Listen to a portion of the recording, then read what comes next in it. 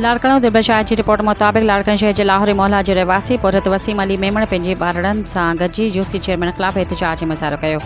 तफ़सील मुताबिक़ लाहौरी मोहल्ले जो रहवासी वसीम अली वल्द अरबाब अली मेमण ॿारड़नि समेत एहतजाज कंदे साफ़िन अॻियां दाहिंदे चयो त मां लाहौरी मोहल्ला दरगाह में हरिशा बुखारी जे भरिसां वेठल आहियां। साल 2022 में वॾी बरसात जे टाइम मुझे घर की जगह किरी पई जेका मूसर वही कराई हुई, पर हिन वक्त ताईं किस्त न मिली है। बाद में सचल टाउन यूसी 4 चेयरमैन अता मोहम्मद मेमण वटि वॾा पंध कया, पर हिन सिर्फ़ दिलासा ॾिना।